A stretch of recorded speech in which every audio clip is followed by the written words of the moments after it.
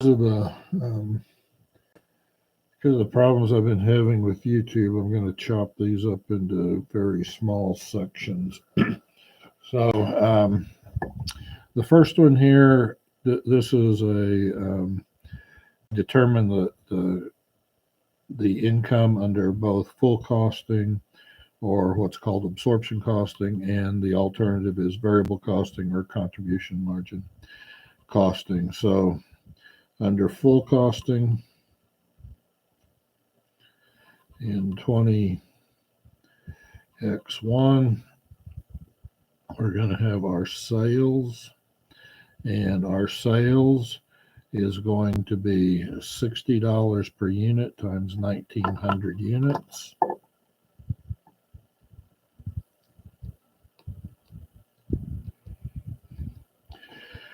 And that'll be 114,000. Then we need to calculate our cost of goods sold.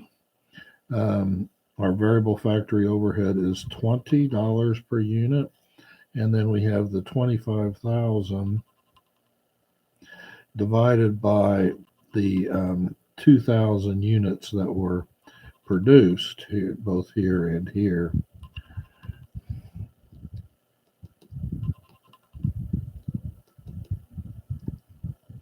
And that will be $12.50 is $32.50 for that.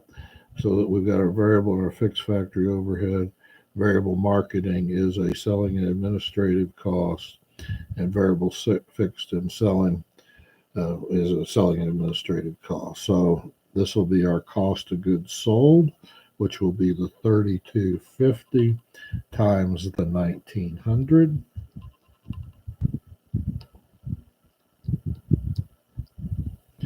Is $61,750.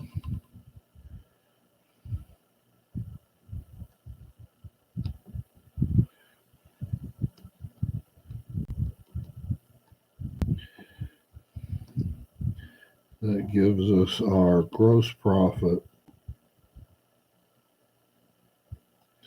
of $52,250. Then we get the selling and administrative. So we've got variable marketing, and that's going to be $2 a unit times 1,900 is 3,800. And then we have the fixed selling administrative of 10,000. Subtract those two off.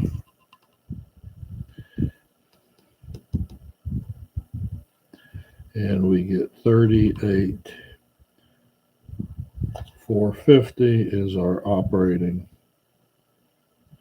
income. Then under the variable costing for the same year, the sales will be the same. That does not change because we change our income statement format. But now, instead of cost of goods sold, we have the variable cost. So we have the $20 here plus the $2 here, and that will be $22. So 22 times 1,900 is 41,800. Subtract that, and now instead of gross profit, we get contribution margin.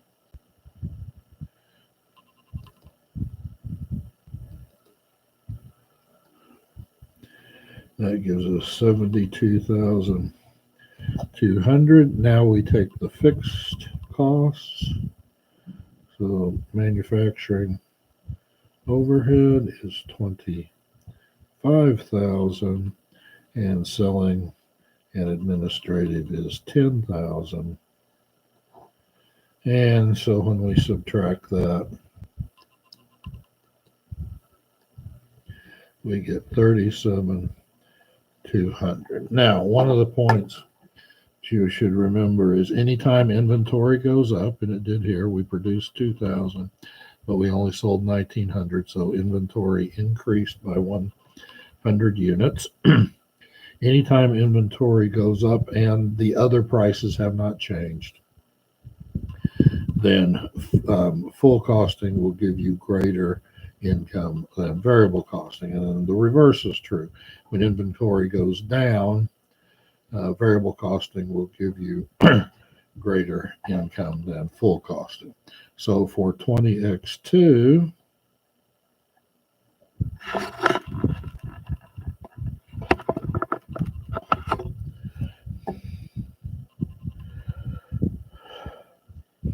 we're going to have our sales again, our revenues, and that'll be 2100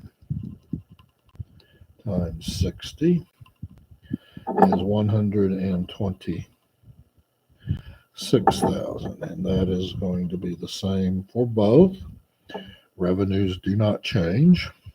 So then we're going to have our cost of goods sold, and our cost of goods sold will be the same, the 3250 per unit times 2100 units this time gives us 68,250, gives us gross profit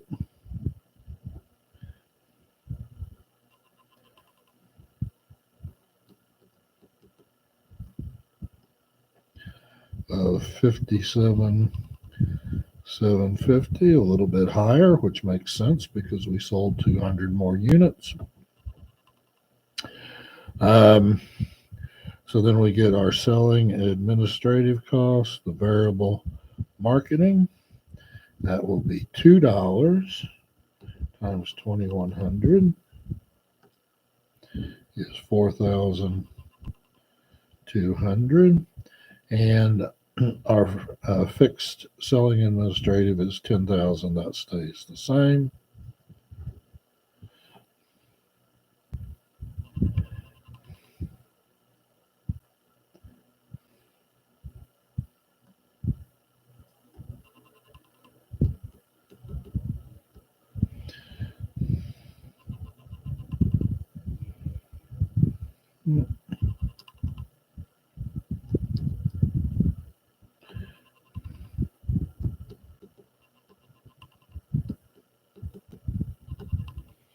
Gives us 43,550.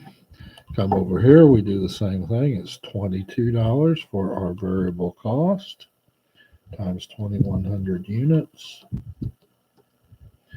is 46,200. That makes sense. All right, it gives us our contribution margin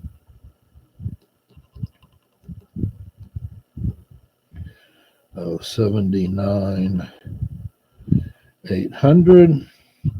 We take off our fixed costs, which will be the same as the prior period, 25,000 and 10,000. Manufacturing overhead, selling and administrative gives us 44,800, and as we predicted, the variable costing will give us a higher income amount. All right, so that's the first problem.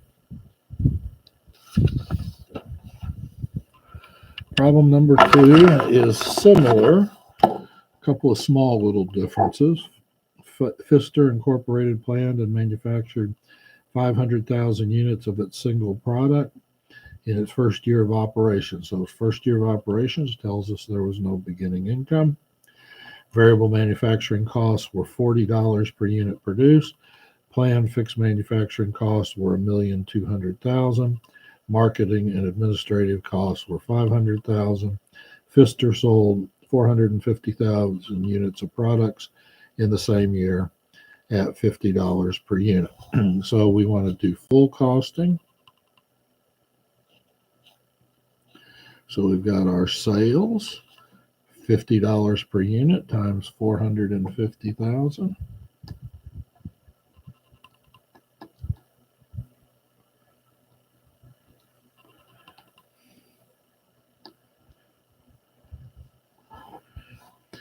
Is 22,500,000, and then our cost of goods sold is going to be the million, 1,200,000 divided by the 500,000 units that we produced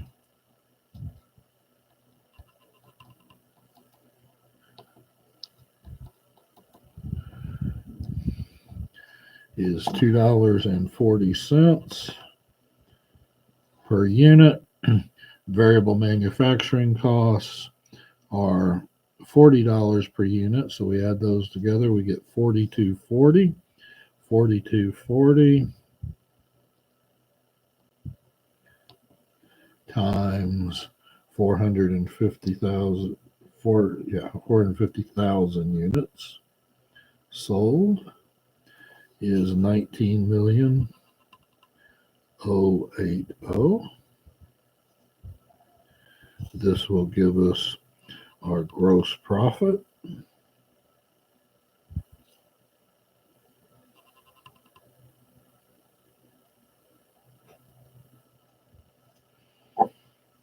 So our gross profit is 3,200,000. Marketing and administrative costs were 500,000. Call it selling and administrative.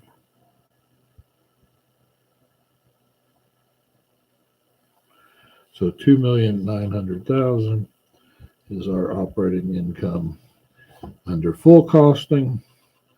Under variable costing, we're going to have the same sales, 22,500,000. And now instead of cost of goods sold, we will have the variable costs. So that's $40 per unit. Everything else is fixed. So 40 times 450,000 is 18 million.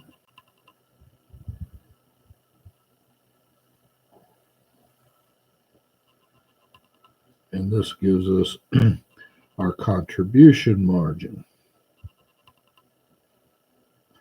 which is 4,500,000. Then we subtract our fixed costs, which is 1,200,000 for the manufacturing costs, and sales, marketing, administrative was 500,000. Subtract that off, so 1,700,000.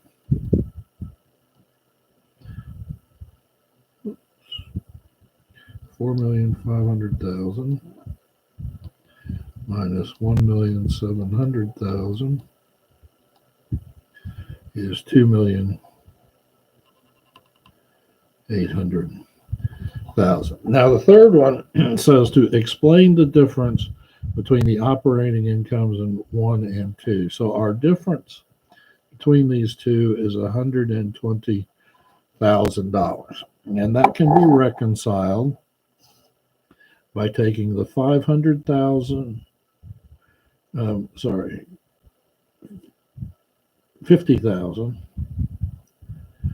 of its units that went into inventory. Remember, we manufactured 500,000, but we only sold 450,000. So we have 50,000 in inventory times this $2.40 of fixed manufacturing costs per unit.